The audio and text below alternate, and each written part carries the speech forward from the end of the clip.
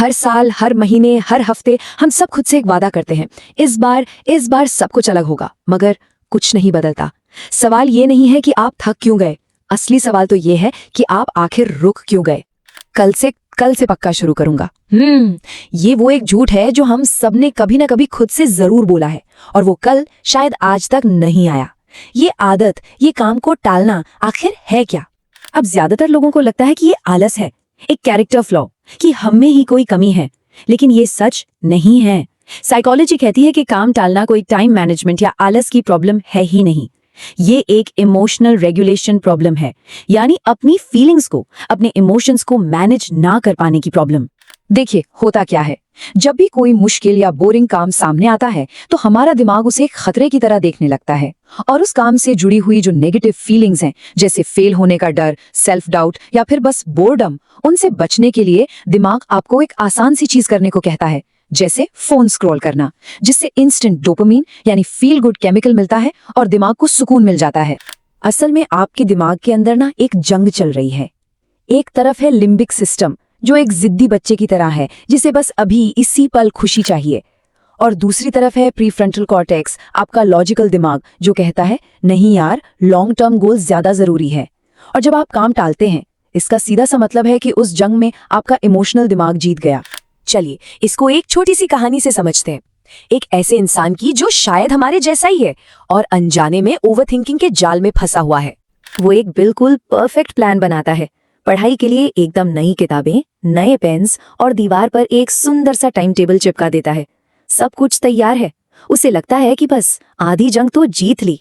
लेकिन जैसे ही काम शुरू करने का वक्त आता है, उसके अंदर एक अजीब सा भारीपन, एक अजीब सी थकान महसूस होने लगती है, और वो खुद से कहता है यार अभी मूड नहीं है, कल एकदम फ्रेश माइंड से करूंगा।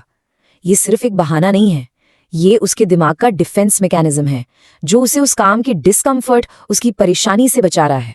इसे कहते हैं एनालिसिस पैरालिसिस। मतलब आप एक काम के बारे में इतना ज्यादा सोच लेते हैं, कैसे करूंगा, अगर गलती हो गई तो क्या होगा, अगर परफेक्ट नहीं हुआ तो, कि आखिर में उसे शुरू करना ही नामुमकिन सा लगने लगता है। आपका दिमाग आपको ओवर थिंकिंग में फंसाकर एक्शन लेने से रोक देता है। तो अब सवाल यह है कि इस जाल से निकला कैसे जाए, अपने ही दिमाग को कैसे हराया जाए। इसके लिए 3 बहुत सिंपल साइकोलॉजिकल नियम हैं, जो दिमाग की प्रोग्रामिंग के साथ काम करते हैं, उसके खिलाफ नहीं। और ये 3 नियम हैं: द 2 मिनट रूल, काम को छोटे छोटे टुकड़ों में बांटना, और शायद सबसे जरूरी, खुद को माफ करना। तो पहला नियम है द 2 मिनट रूल। बस अपने आप से कहिए कि मैं ये काम पूरा नहीं करूंगा, सिर्फ और सिर्फ 2 मिनट के लिए शुरू करूंगा। एक रिपोर्ट लिखनी है, छोड़ो, सिर्फ टाइटल लिखो। पढ़ाई करनी है, बस 1 पेज पढ़ो, क्योंकि शुरू करना ही सबसे मुश्किल हिस्सा होता है। एक बार मोमेंटम बन गया ना, तो काम आगे बढ़ ही जाता है।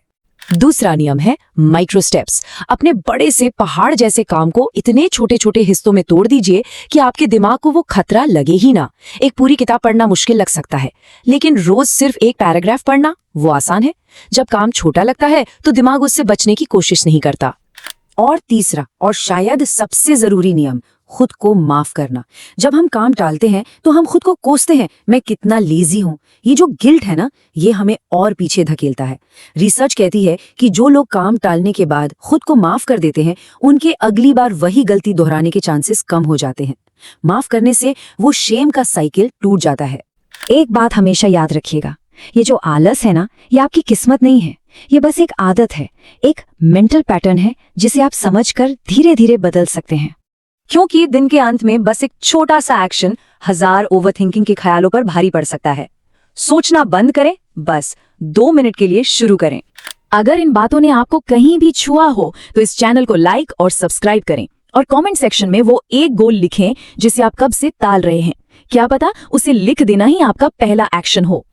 ओवरथिंकिंग को रोकने और एक्शन लेने के बारे में और गहराई से जानने के लिए डिस्क्रिप्शन में दी गई हिंदी ई-बुक को जरूर देखें, उसका लिंक नीचे है। याद रखिएगा, कल आज के एक छोटे से एक्शन से बनता है।